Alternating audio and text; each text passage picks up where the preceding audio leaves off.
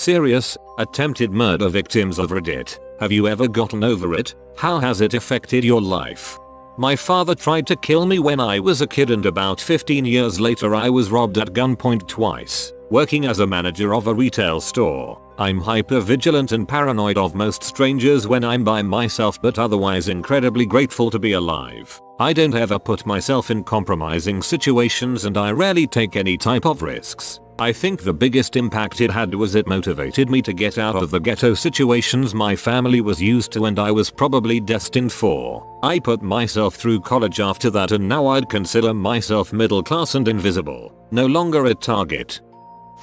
If I'm in public, I can't be in the dark. If I'm in my locked car or a hotel room, I'm somewhat okay, but extremely on edge. About 16 years ago, me and a friend were out to get some junk food for a LAN party. A group of people gathered together to play multiplayer games, and we encountered a few people demanding our wallets or else they'd try something. We handed the wallets over. They decided we didn't have enough. We tried to run from them. This didn't work. They pulled out their knives and stabbed us. My friend didn't survive. I'd rather not go into the long version of events, but it took a long time for me to get over it. I moved overseas, and that helped a lot. It felt like I was leaving the whole experience behind.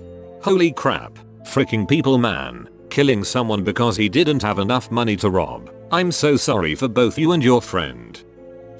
My best friend got pretty drunk one evening and decided to take out his angst on the world with me. He got very argumentative and tried to pick a fight in his living room, and nothing anyone could say would calm him. After much screaming and shouting on his part, he ran into the kitchen and grabbed a large kitchen knife. His girlfriend followed him back in from the kitchen and told him to put it down, so he span round and threw it at her head, missing her by only a few inches. He then picked the knife back up and stood in the middle of the room with his back to me. I stood behind him, told him he needed to calm down, but he just span round and lashed the knife at me as he did. At first I wasn't aware anything had actually happened, but then I could feel a trickling wet feeling on my arm and looked down to see all the bones of my forearm showing where he had pretty much cut through everything. The slash had gone right across my right forearm and then bounced over to my left where a smaller cut was, but the smaller cut was right across my wrist. I was bleeding out quite badly, as you can imagine, and passed out shortly afterwards. Came to in the hospital with the staff telling me I was lucky to be alive and the police looking at filing charges of attempted murder. I now have a rather large scar across my right arm and a small one on the left, and what really pisses me off is that little one on the left. People look at the large scar and think that it must be some kind of accident that caused that, but when people see the small one it screams suicide attempt to them given where it is. I was jumped and stabbed twice, once in the head when I was a teenager. It really affected me for a while, but I got over it, for the most part, eventually. I tried really hard to make it seem like it didn't affect me, but in reality the lack of support I got from anyone made me a lot more distrustful of PPL and withdrawn. I was really angry for a long time about the whole situation. I felt like I couldn't trust anyone and was paranoid in public. I always carried a weapon after that. Years later I realized I had symptoms of PTSD. I had always thought that was only something soldiers get. On the bright side, it gave me a better perspective on my own and others' mortality. I thought I was dang invincible before that. I'm sorry you didn't get the support you needed. It sounds like you have found strength to go forward.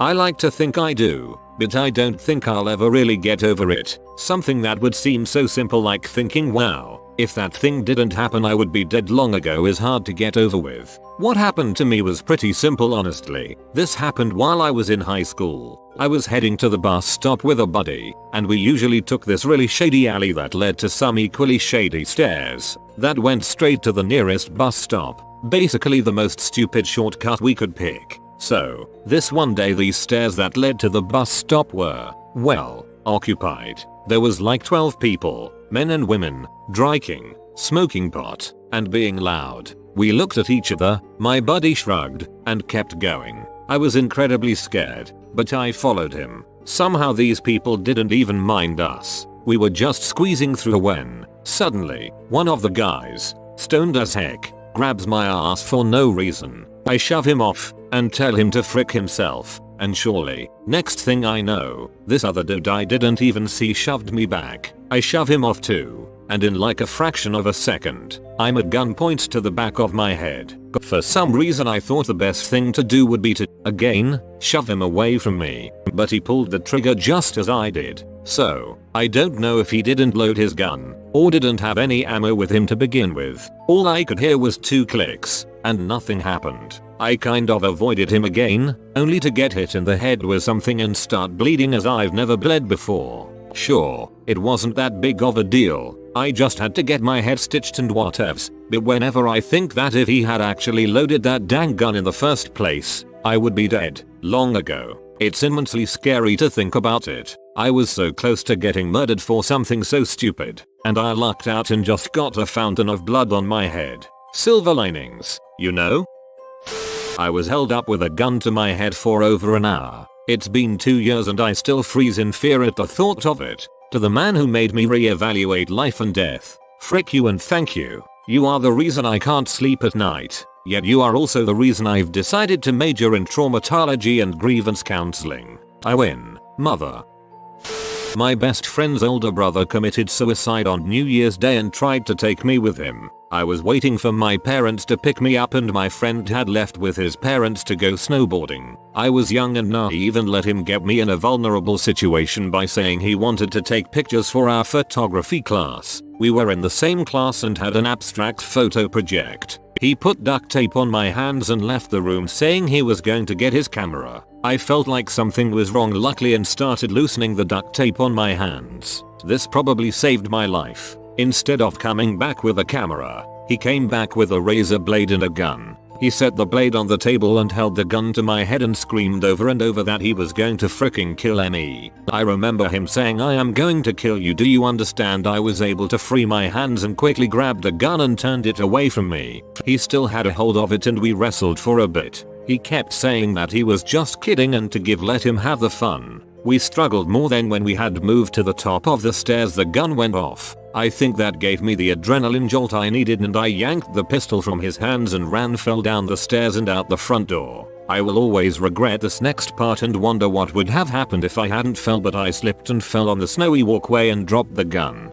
He was right behind me coming out of the front door, so I just kept running down the street and hauled ass about 3-4 houses down. I looked back and didn't see him, so I ran to a house, banged on the door, and when someone answered I told them to call the cops in between gasps of air. I think I was hyperventilating. My best friend's brother ended up picking up the gun, going inside and shooting himself at the bottom of the stairs. I am fine and was fine afterward, besides being obviously shook up and sad for my friend and his family. I was about 16 and just didn't understand why he did it. Long term it made me kinda paranoid, careful around others and about trusting people I don't know. I am always very conscious and watching what people are doing when I am alone with them, especially if I don't know them well. Not necessarily a bad thing, but I learned you can't not trust anyone completely. He was a nice guy, a loner at school but nice. I had known and hung out with him and his family for about 3 years by then and never got any weird vibes from the guy.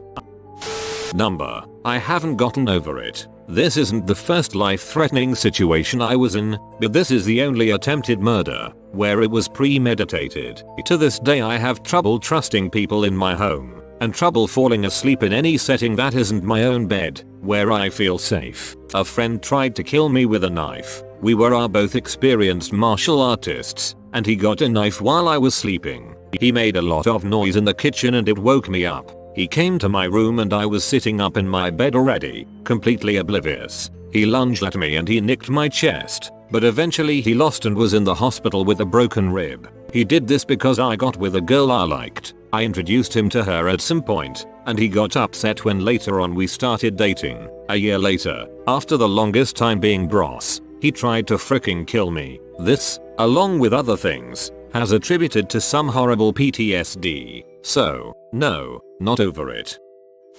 Over it. It happened a couple times in my teenage years, thanks to my mom's terrible taste in significant others. But I must clarify that things never got out of hand, as in, I knew something was about to happen, and figured out quickly enough that I was about to be stabbed or shot or burned alive in order to escape the situations. Had the guy actually been able to attempt those murders, well, either I would have died or the experience likely would have scarred me for life. depending on what actually happened I suppose. What has affected me more and what I remember more vividly are the endless nights that I sat at the top of the stairs with a knife in my hand, waiting, instead of sleeping or doing my homework because of my fear that he'd be coming back. But today, I feel like that was someone else's life. When I replay it in my head, it's like a movie about some teenage girl, not me. I moved abroad, happily married an amazing dude, and my life is pretty normal. Plus, I consider myself a fairly perceptive person now and a good judge of character.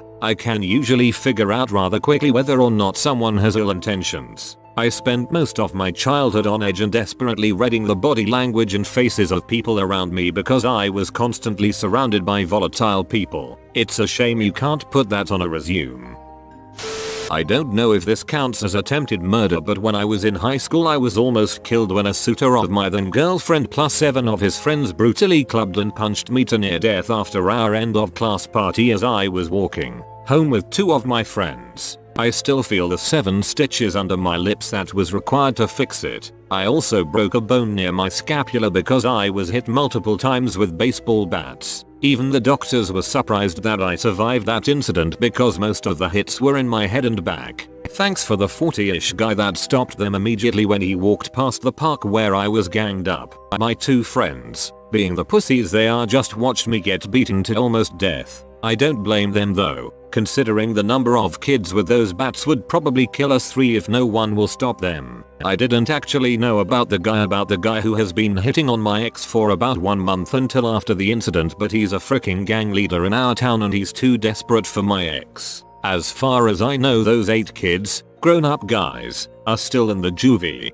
How it affected me, I made it as an inspiration and source of anger to be harder to myself in terms of making myself strong and started lifting since then. I was so badly beat up that I think they triggered a switch on my brain that made me become more alert every time I am outside. Also, I dumped that B after I was released from the hospital. Turned out that she's actually the one who told the guy that he needs to get rid of his BF first before she becomes his girlfriend. Crazy B, right? If it was found out that she was the one who ordered it by telling him, if I recall correctly, that is actually a form of attempted murder and possibly hiring a hitman. I haven't gotten over it, and I probably never will. The memories never fade, but the burning hatred might. It has changed my life somewhat. I've grown resentful and angry, mostly because no one seems to be able to understand what I went through. But he's your brother, your family, not anymore. Comments like that hurt me deeply. People seem to think that family ties are more important than your safety, sanity and, ultimately, your life. On the bright side, it has caused me to redefine what family is and what it should mean to me. Family isn't genetics, it's the people you care about, not the ones trying to strangle you to death. I'll dang well bury that axe when I want to, and it'll be in his head, because that's what he tried to do to me.